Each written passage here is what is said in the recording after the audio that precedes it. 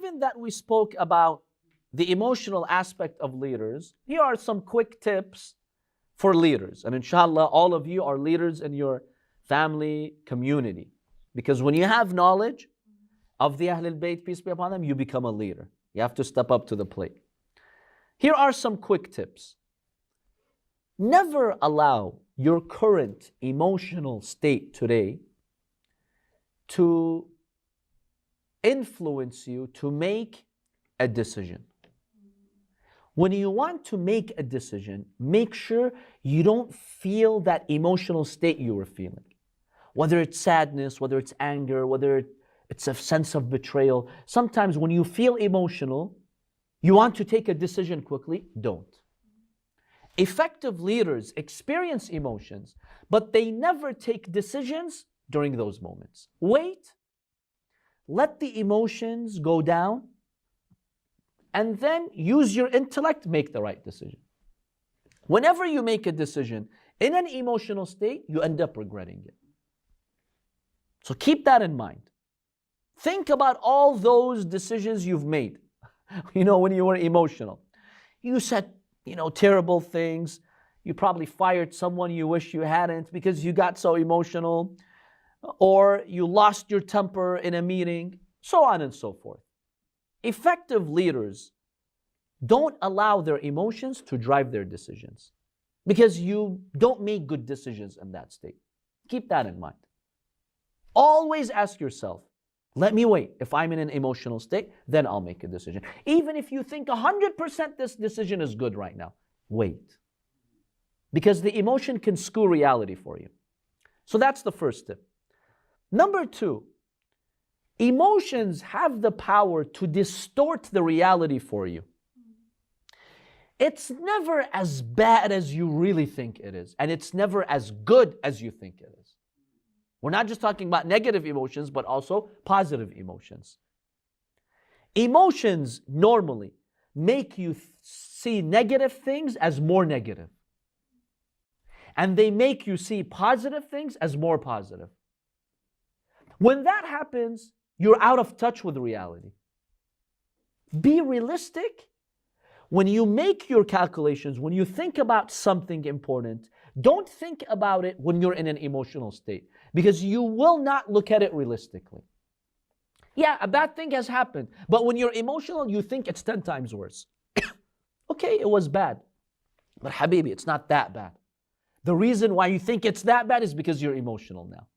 Or when something is good and positive, okay, I know this is good, but it's not as good as you are describing or thinking right now.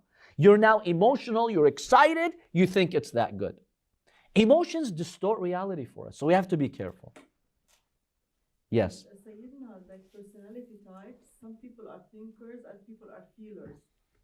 So the feelers are like, they tend to have the emotions that they control them more than using their... Yes, that is true. Yes, but But see, the Prophet teaches us find that balance. Don't be a thinker strictly, because if you are that way, there's no emotions involved, you can't connect to the people. See, don't exclude emotions, just control them. Just control. Sometimes you need the help of emotions. If a tragedy has happened and you're sitting there, yeah, alhamdulillah, you're just so calm and whatever, people are going to feel offended, like, what's the matter with this guy? No, you need to show some emotion.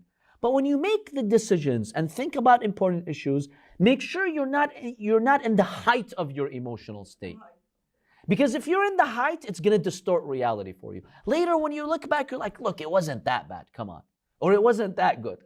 That's the problem with emotions. So yes, be a thinker, but use emotions appropriately. So that's the second tip for effective leaders. Number 3, don't let your emotions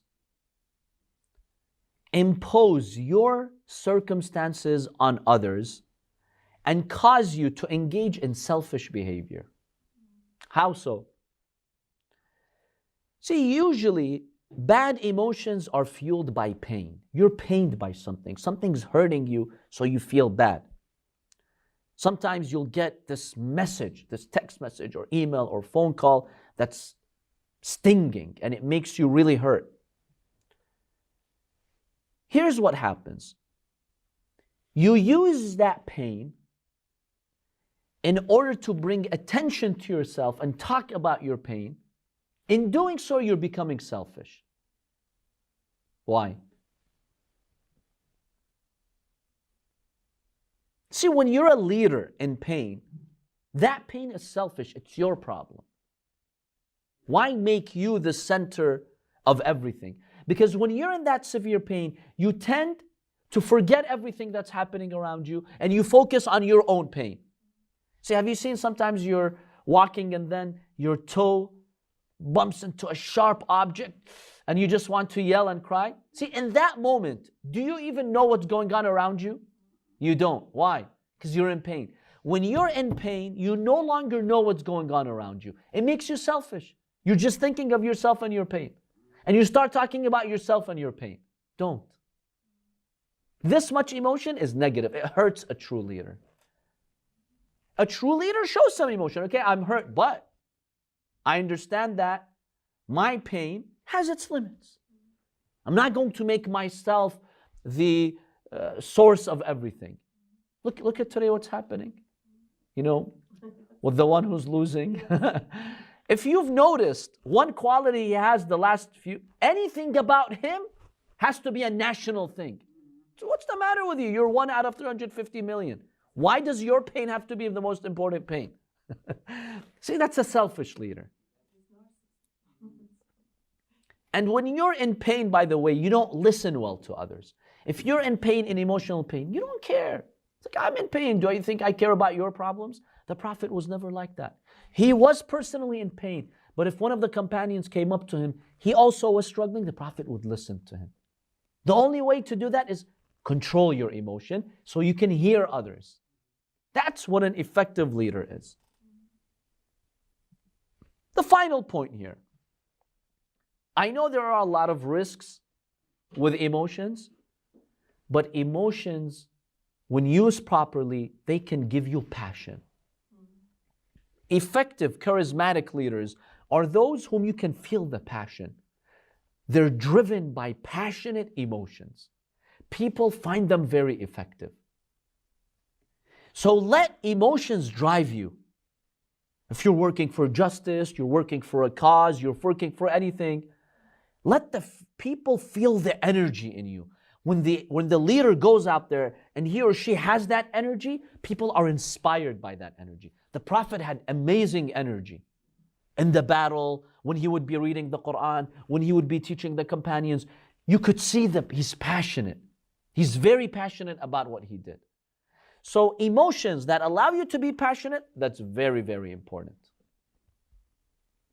In one study that looked at churches that were doing a very great job in reaching out to adults under 35, because you know these days most churches are empty from the youth and people under 35, mostly old people.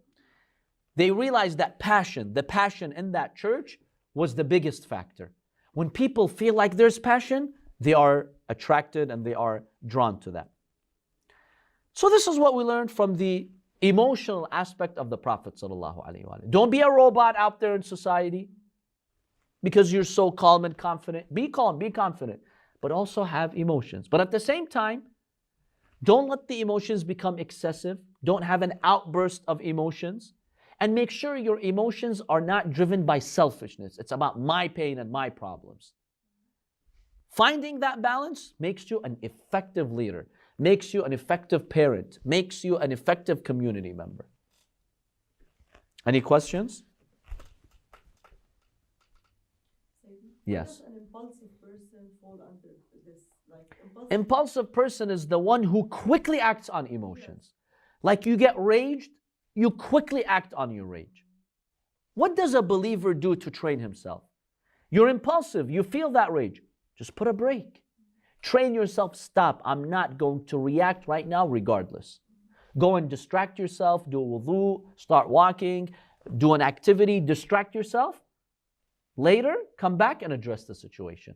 That's how you address an impulsive behavior. Yes, people who are impulsive right on the spot, they're influenced by their emotions. Their emotions make them make decisions instantaneously. And that's never positive. Never positive? No. But sometimes opportunity come, like if you're an impulsive person, you just react and you don't miss that, for example. Like what? Something that's really important.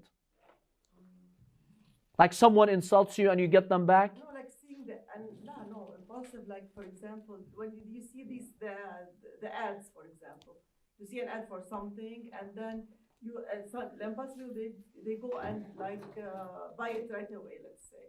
And it turns out to be a good thing. But if you think it, and you miss the opportunity to benefit from this thing, let's say. Okay, I understand where you're coming from. So people who are impulsive, when they, let's say, want to buy something or make a business deal, right? Sometimes you need to act quickly. Yeah. I'll mention 2 points here. Here's the deal. First of all, if we just look at it neutrally, true, sometimes you will gain opportunities by becoming impulsive, but more often than not, because you're not critically thinking it, you will enter bad deals. So when you look at it at the end of the day, when you look at the balance, there is more negative than positive. So true, you might secure a good deal, but the chances of you getting into a bad deal like that are more.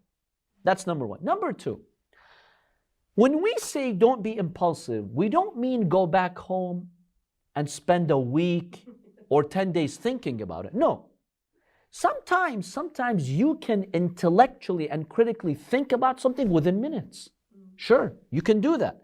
If it's your area of expertise, you're familiar with the subject, the situation suddenly comes up, just put your excitement down, think rationally, take out a pen and paper, okay, these are the pros, these are the cons, this is, in 2 minutes you can make a decision, sure. We're not saying you need to delay it excessively, but don't act on your emotional state. Just because you feel excited, yeah, let me go. No, think. Look at the pros and cons. Why is this? See, be able to justify it to me. If I'm your friend and sitting next to you, and you want to buy that thing, justify it to me.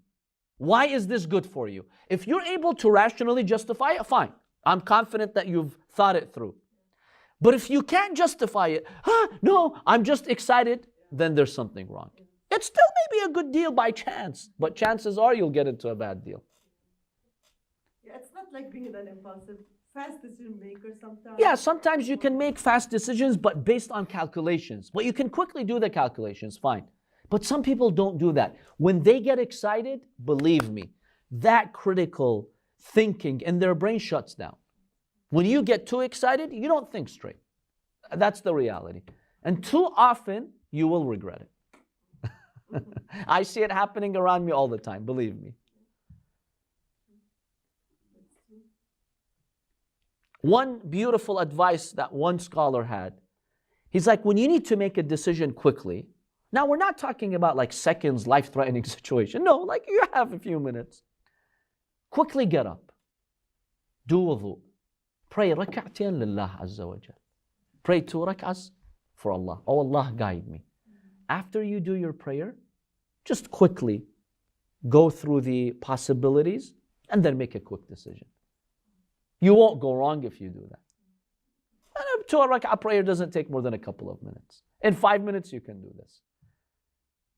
That way, you reduce the chances of just the excitement driving you. And you have the barakah from Allah subhanahu wa ta'ala. So this is a tip whenever you need to make a quick decision.